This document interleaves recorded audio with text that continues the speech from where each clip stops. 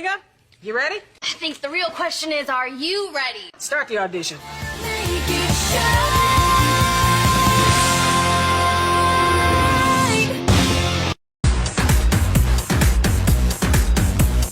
Well, it's official, folks. The Victorious franchise is back from the dead. As of the day I'm recording this, October the 24th, 2025, it has been officially announced that a Victorious sequel series / reboot is moving forwards. It will initially premiere on Netflix and will then appear on Paramount Plus. This is something Paramount Plus used to do more often, where basically they were attempting to advertise to people who had Netflix by giving them a little taste of one season or another, and then putting the entire thing on Paramount Plus. So I suspect that's what they're trying to go for here.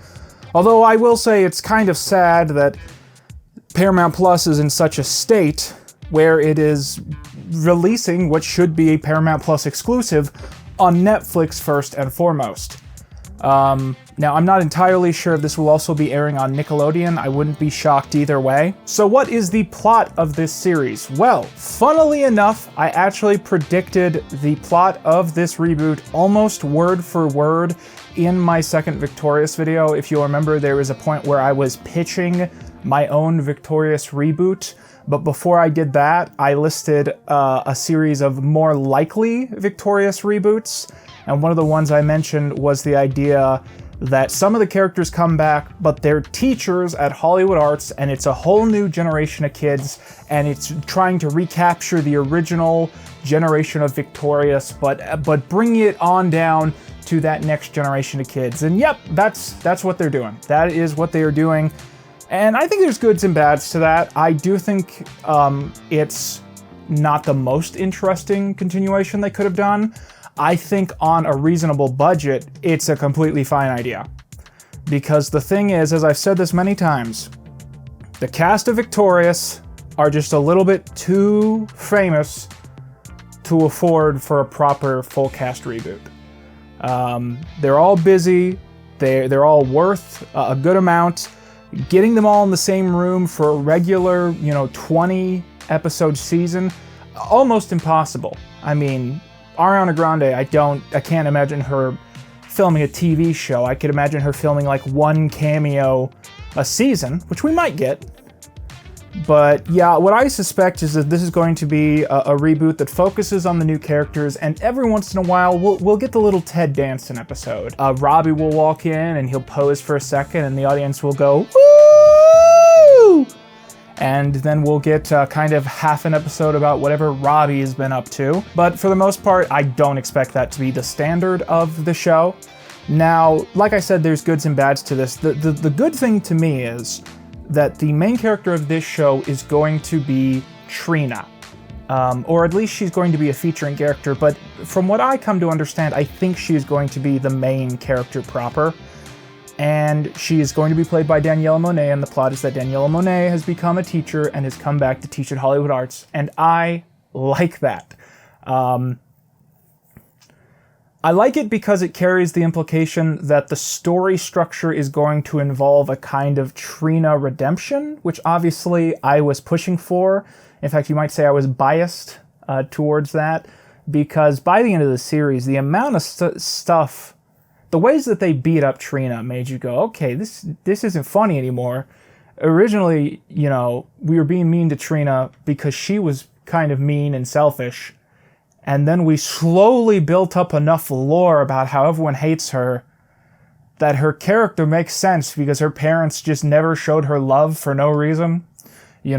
I'm preaching to the choir here. I'm sure a lot of you guys have seen my video about this.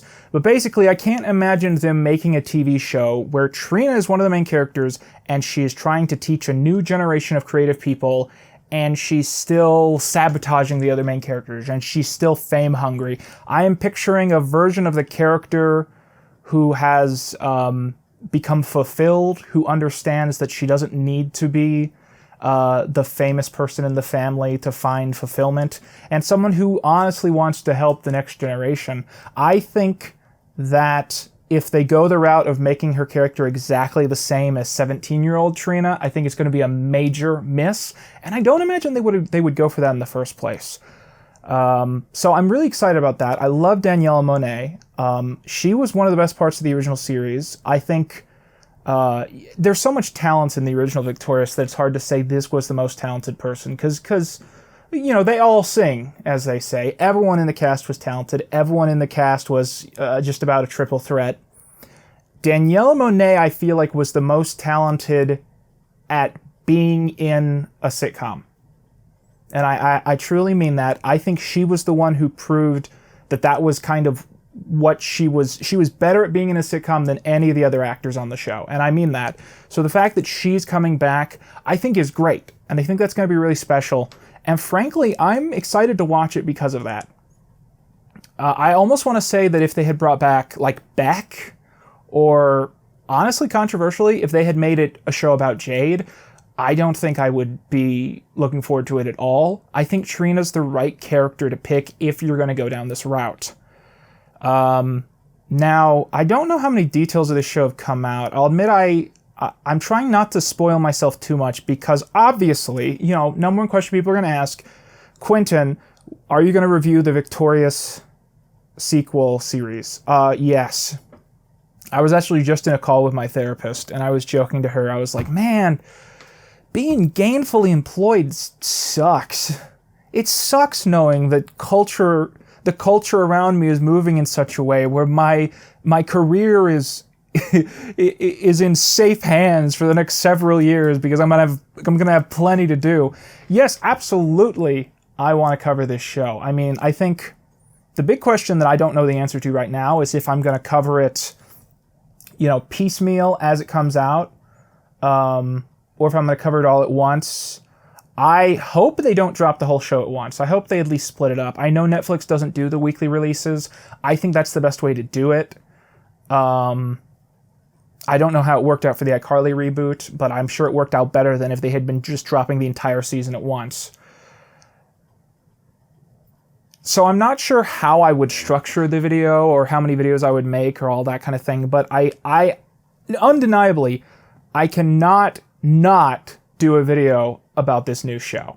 Another thing that, frankly, I think about when I look at this, that is maybe a little egotistical, but I'm sure some of you have wondered this as well. I think to myself, when it comes properly to the time where they're finishing filming this season and they're getting ready to start putting the show out, are they going to give me a call? You know, a lot of people always say to me, well, you should be in the show. Well,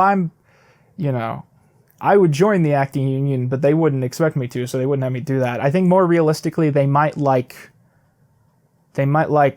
the slightest chance they might call me up and be like, why don't you film like a TikTok where you're on the set and you're just promoting our show and where the vibes are good. I think that was way more likely before I covered all the stuff with these shows that are more contentious. I think that by covering that stuff in such a detailed way in the way that I did, I think it's a lot less likely that Nickelodeon will ever want to work with me in any way. But frankly, if they call me up and ask me to do anything, I would say yes, as long as it doesn't make me contractually unable to talk about the show or make fun of the show or give my honest thoughts about the show. Like if they say to me, we'll give you a whole episode where you're playing yourself, but you can never criticize the show, then I wouldn't do it. But it's a fun thing to fantasize about, to think, wow, it'd be so nice to meet Daniela Monet and to see this next generation of this thing that is going to be a part of my life forever. I'm not really expecting it. I think if Nickelodeon wants to have a celebrity push their new Victorious show, there's a lot of better people to pick than me. At least from their vantage point, I don't know. But, you know, I'd love to meet Daniela Monet one day because I'm a big fan of what she's brought to these shows. So the question is this show going to be good? Is this show going to be good or is it going to be bad? Now, I believe the show is called Hollywood Arts. I think that's the name of the show. It'd be pretty loaded if they called it Victorious because Tori's not in it. I'm curious about where they're going to film like the exterior shots, because the place where they filmed the exterior shots for Victorious Hollywood Arts, the parking lot they filmed there was the actual parking lot of the kind of production space that they used to film those shows. Nickelodeon has since sold that space, and that production space has been torn down, and I believe it's like a bunch of condominiums now. So I'm just curious about stuff like how they're going to recreate some of the interior and exterior sets of the show, if they're going to try and replicate everything really closely, or if they might say like, hey, this is a sister location. Calm down, FNAF fans. I know, calm down. Sometimes words have meanings outside of your games. I don't know how much has come out about the show. I will say one thing, and I hope this is not an exclusive. I hope I am not leaking a detail about the show. Like 6 months ago, one of my fans sent me like a casting call for the characters in the show. And I'm pretty sure it was real. And it was for all the little teenager characters, you know, the new kids at Hollywood Arts. And one of the characters is a girl named Gen Z. I think the joke is that her first name is Jenny and her last name starts with a Z. And so her friends call her Gen Z. I believe that is the joke. So there's a character in this show, unless this was a hoax or they changed it because they would change it. There is a character, at least in the pilot, named Gen Z. That's awesome.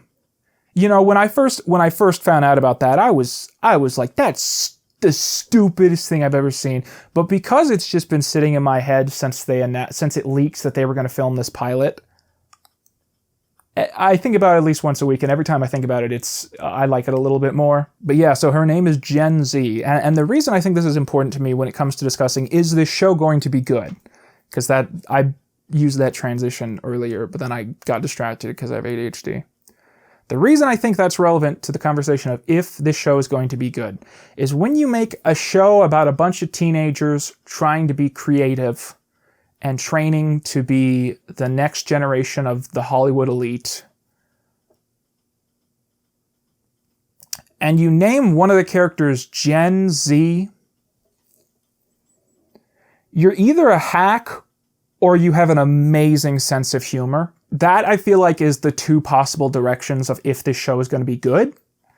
It's like, if it's someone saying, we should call a character Gen Z because it's going to tick the audience off, and every time we say the name, it's going to be a little less funny, the show might be awesome.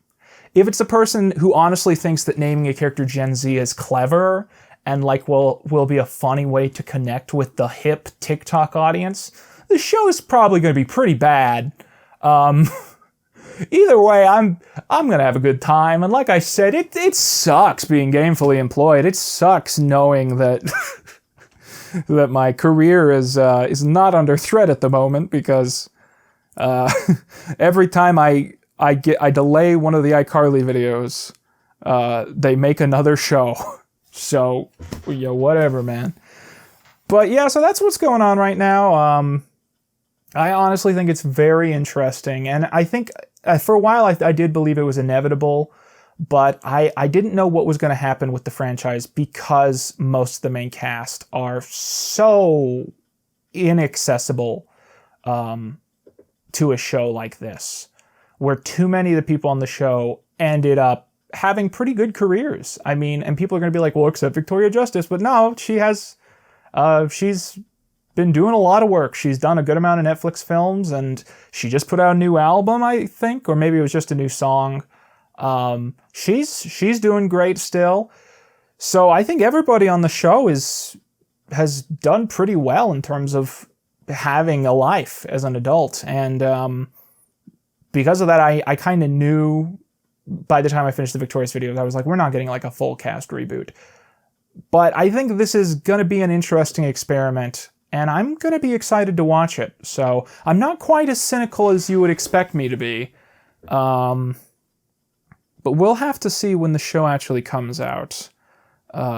Just to be clear, I'm not in some secret chat. I don't know any of the cast members. I don't know any of the producers. I don't know anything. I am as just about as in the dark as you are, except that every once in a while someone will send me something, you know, like, oh, look, this casting call in my DMs. But I truly, I know just about as much as you guys do.